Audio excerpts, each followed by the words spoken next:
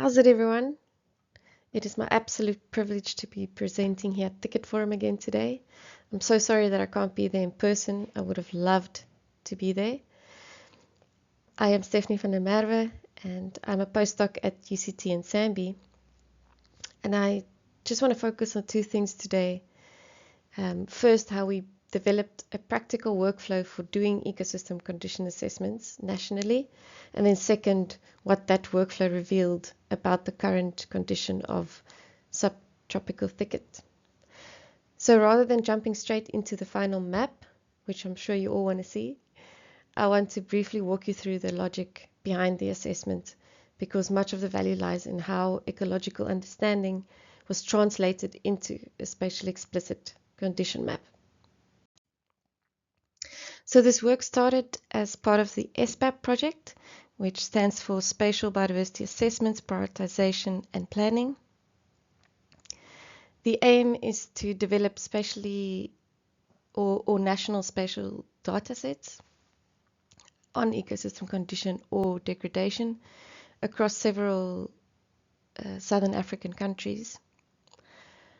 So the challenge is that while most countries have reasonable land cover information, very few have reliable ecosystem condition data. But these are, of course, increasingly needed for global biodiversity targets, restoration initiatives, and ecosystem accounting frameworks. So the thicket biome became kind of our pilot system or biome because degradation is relatively well understood ecologically, although I'm sure some thicket ecologists might disagree, but it is difficult to map still consistently across the biome. So our conceptual foundation comes from the Red List of Ecosystems. The RLE is what I call it. It recognizes that ecosystems exist along this continuum from collapsed ecosystems to intact. So while the first two criteria that the RLE gives us these guidelines for are mainly focused on spatial decline, so how much of it is left that has already been transformed or converted into some other land cover category like mines or croplands. But they also provide two other criteria C and D, which focuses on degradation and disruption of ecosystem processes. So for condition mapping, this means we are not simply asking whether vegetation is present or absent, but also where along this continuum from collapse to intact these natural remnants lie. So the goal is to quantify how far we have moved away from a functionally intact ecosystem.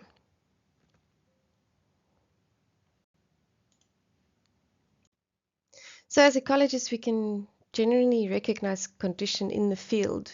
We use indicators for the state of vegetation.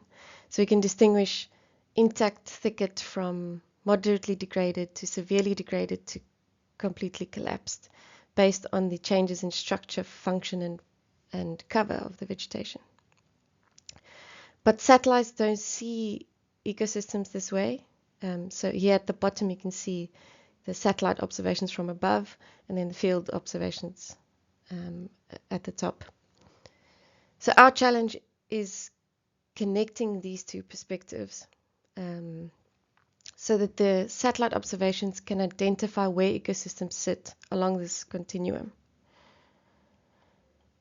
So in particular, we are trying to find the most or the severely degraded sides of this continuum or ecosystems along this continuum, and not just the areas that have already been transformed. This is also where most people would agree on the degradation continuum or condition continuum, where things are severely degraded or intact. The middle part is usually a bit more blurry. So as I mentioned, the RLE provides this conceptual structure through severity versus extent conceptual models. So 90% of an ecosystem might be severely overbrowsed and then fall into a critically endangered category.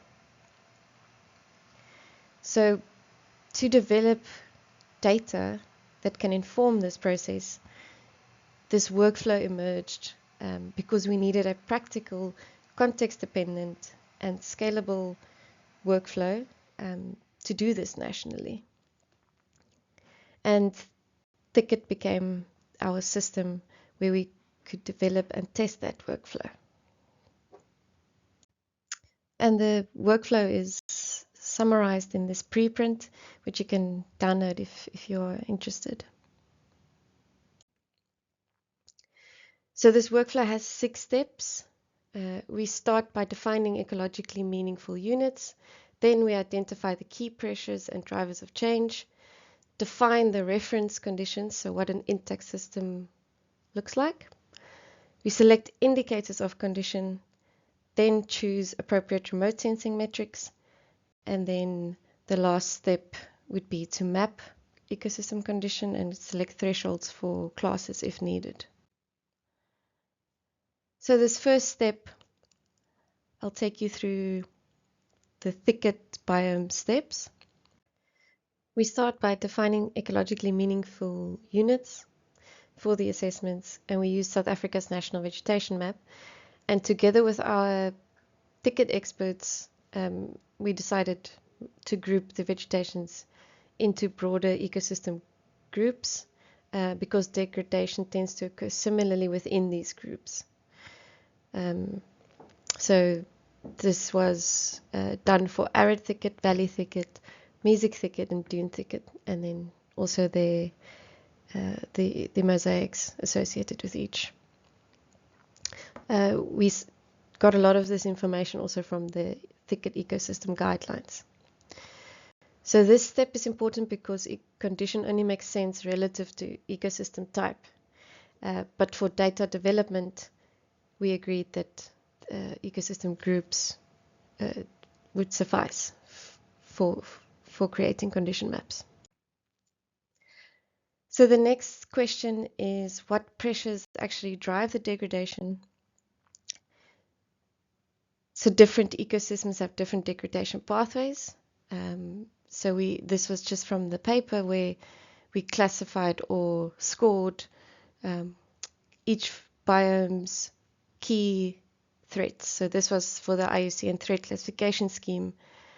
So the terminology is a bit different, but for thicket it is livestock farming and ranching, and annual, perennial, non-timber crops. As you can see, this overgrazing and browsing, or chronic herbivory, is the key pressure that we focus on for thicket. And then we define the reference conditions. So that doesn't mean it's pristine and untouched, but it means that it's an ecologically functional, minimally modified, and representative of expected natural variation. So we summarize the functioning of an intact ecosystem. So we describe the environmental gradients we would expect, capturing the natural variability, and this forms the basis of identifying intact field sites as well. And then we summarize it into these little conceptual models inspired by the global ecosystem typology. So these reference conditions really anchor the workflow. And in the thicket biome, there is a clearer understanding of the intact functioning than in some other biomes in South Africa.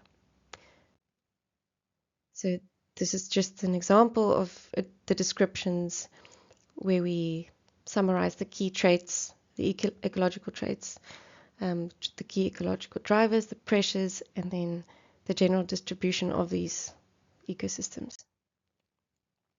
And then next we have to select the indicators that might indicate ecological condition. So these state and transition models really assist us in selecting these. So we focus on degradation pathways, where there are clear state changes that we might be able to map. So the general idea is that the chronic herbivory leads to canopy opening, loss of biomass and perennial cover, and bare soil exposure. So those would be our ecological indicators of ecosystem condition. And then the next two steps, we test remote sensing approaches. So we did test numerous approaches, and some of you might remember I presented them last year. So we tested some phenology metrics because degraded vegetation's phenology is quite different from intact vegetation. The weedy species flower rapidly after drought when the rains come. They flower for shorter periods sometimes. There's a lot of phenology, so the timing of greening and browning that you can use to indicate degraded sites, especially if it was caused by overgrazing or browsing. And then for the paper, we did a deviation from reference where you calculate how far each pixel's metrics, whichever metric you choose, is from all the intact sites metrics. And then we also tested some machine learning approaches, and the clear winner was a supervised classification with random forests, which is a machine learning algorithm that learns the relationships between known condition points and environmental variables. So it predicts condition then based on those relationships across the study site.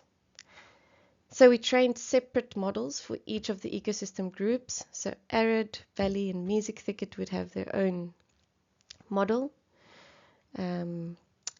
based on condition-labeled points from our experts across environmental gradients within each ecosystem group. The critical ingredient was high-quality training data representing the different condition states in thicket across the environmental gradients. So this is where expert knowledge became operational.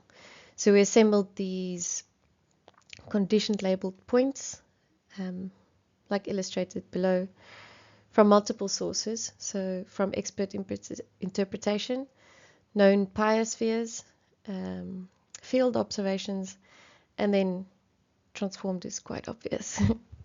So these points represent these four classes, essentially. So in effect, the experts taught the model, or me, what different condition states look like.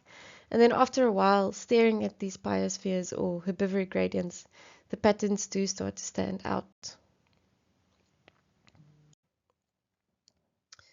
But the real breakthrough came with the use of satellite embeddings. So these are outputs from Google's Alpha Earth Foundation model, and it takes vast amounts of satellite imagery and spatial data like elevation, even thermal infrared, and it compresses it like hundreds and thousands of layers almost into these 64 dimensions for every 10-meter pixel in your study area. So you can think of them as kind of a landscape fingerprint for every 10-meter pixel. So it's not only optical, but it gives you information about the structure. It has radar, and a lidar, so it can it gives you information about the vegetation height. It even has climatic information. So the random forests then link these fingerprints to these expert labeled condition points and learns what it looks like, or what the signatures are when it's intact, when it's moderately degraded, and when it's severely degraded. And then I chose the year 2022 because our land cover maps are also from then, just to match. So yeah, this I already mentioned. And then for the condition index, I just combined all the three probabilities. So what I mean by probabilities is the random forest predicts a probability for every pixel of being intact, of being moderate, or being severe, or transformed. So you end up with 4 probability surfaces, and you can combine those to create a condition index. So the condition index will essentially be just the probability of intact plus the probability of it being moderate and severe.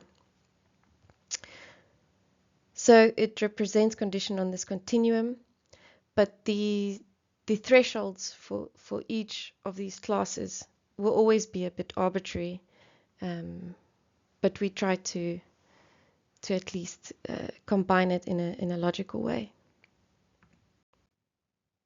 Okay, so here I have the continuum again, and then the thresholds for each category. So ideally, these thresholds between the classes should be linked directly to ecological theory, field observations, and eventually the red list of ecosystem severity thresholds. So that calibration of these thresholds is still ongoing, but for this first version, we selected pragmatic thresholds based on the distribution of the training data.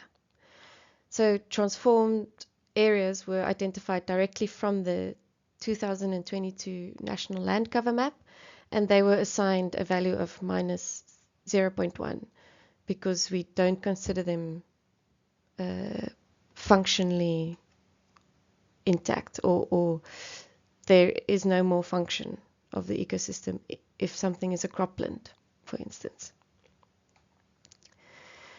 We then classified the pixels with condition values between 0 and 0.3 as severely degraded, and then values 0.3 to 0.8, all of that would be moderately degraded. This is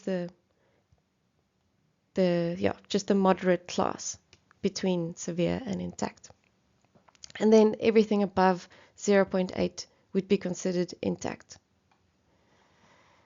So this was to develop the condition index essentially, which we don't usually focus on in our research, but that is needed for ecosystem accounting. So this step is required at the end, unfortunately. So one of the next steps will be to refine and validate these thresholds with the Thicket community and our experts, and available field data.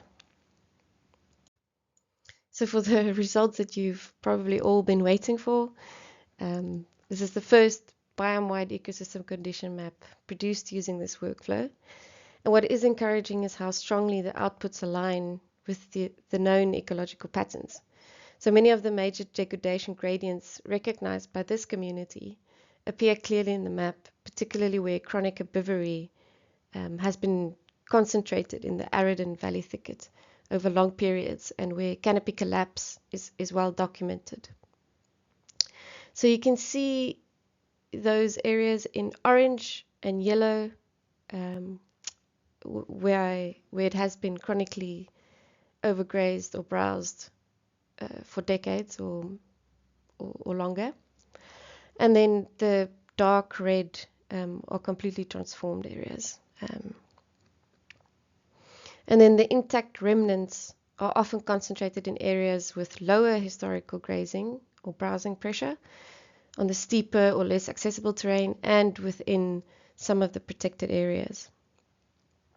So those areas tend to emerge as the darker green patches on the map, so like Addo. And then I want to just zoom into this area here, so just right of the Darlington Dam. So here we can see the degradation patterns emerging. So you can notice the clear fence line contrasts all over the place here. And the maroon and dark red areas are transformed, so converted land. And here is a fence line contrast where restoration has already started on the degraded side. But the first image here is the satellite imagery from Google Earth Engine, and it clearly shows the contrast between the open degraded state and the denser intact thicket. So next, the condition map identifies the same patterns with severe condition on the degraded side and the intact on the opposite side. So here where I just showed the restoration site, it is already detecting that as moving towards moderately degraded versus severely degraded, which is the redder color. And then I just added the original step map here from the 90s, the degradation map, which this would also be severely degraded and intact and moderately degraded, just to show you that this also captured the patterns well, but we just have a bit more detail now.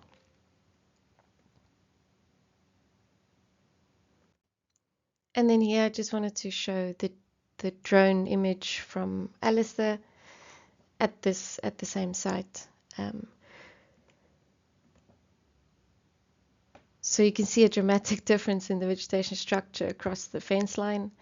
And these kinds of sites give us confidence that the condition map is capturing real ecological patterns or degradation patterns.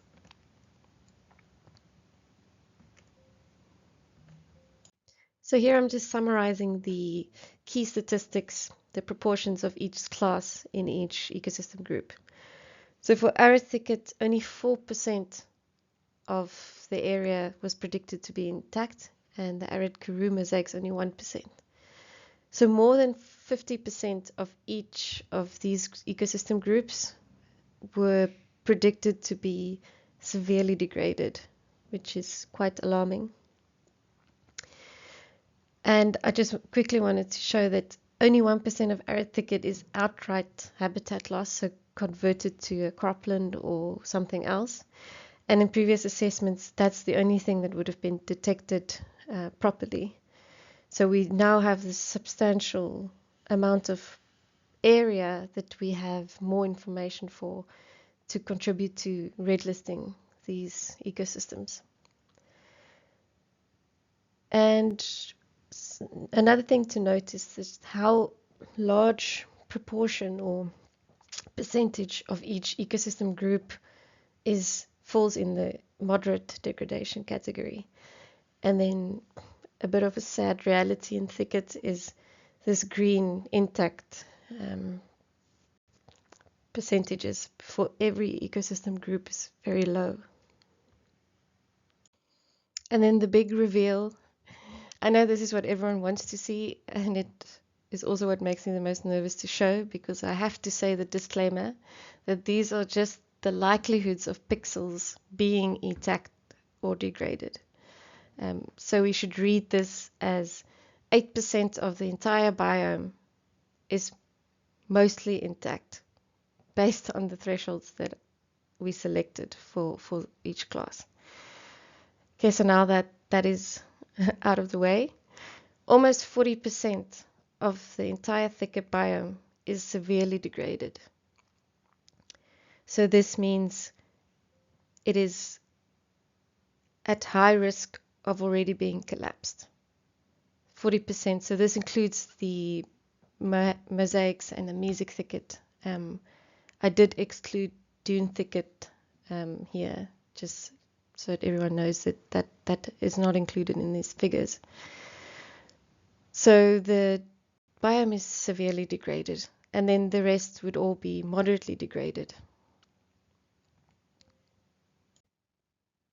And that means where browsing pressure has caused irreversible structural damage, advanced canopy collapse, and is now dominated by these pseudo-savanna elements with only like scattered remnant shrubs or trees that persist persist essentially above the browse line.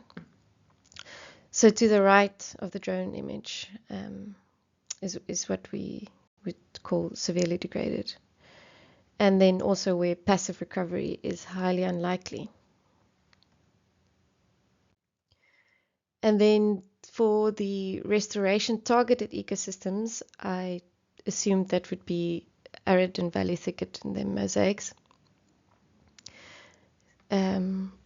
Just because restoration projects are so prominent in the thicket biome now, the picture is quite similar. So again, 8.7% of this, let's call them solid thicket, and the mosaics are still intact. And then 38% is severely degraded, meaning high risk of ecosystem collapse. So we've compared this new ecosystem condition map with the existing degradation maps kindly shared by this amazing community. And they generally correspond well. So the aim in this validation step is to understand where the model is reliable, where it is uncertain, and where more training data is needed. So this is the area around Kwandwe, and the severely transformed map drawn by Jan Vlok corresponds well with the model's prediction. So you can see the severely degraded areas here, and then the more intact sites in green. And there you can see it corresponds generally well, even with the non-thicket vegetation.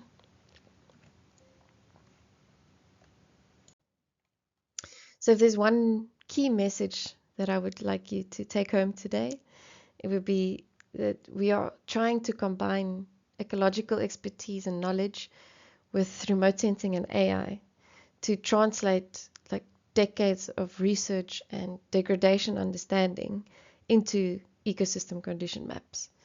So it is the ecology that defines condition. So this understanding that these fence line contrasts so helpfully assist with, to translate that into these spatially explicit condition assessments. So the experts define the reference states, and the literature, of course, and the degradation pathways as well. And then the remote sensing allows us to scale that understanding across the entire biome. And then ultimately the goal is to provide practical condition information that can support restoration, conservation planning, and ecosystem assessments. So the last thing I'd like to just ask the community is what you would need. So I will be checking my training points with our expert team. But what format would the thicketeers want the data in?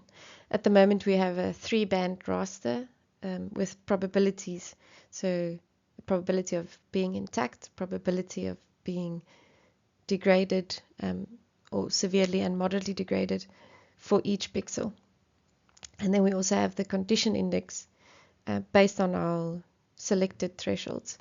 So those are the data that will be publicly available when we publish the paper. So if there are any other data formats, I will gladly, if it's doable, I will gladly make it available as well. And then I just added a link to a Google Earth Engine app that it's just a viewer that you can play around with the condition index while we write this up. And then we also just have a website summarizing what we did for thicket and the other biomes, which is what we are tackling now. We have moved on to grasslands, and after this write-up, we'll do the rest of the country.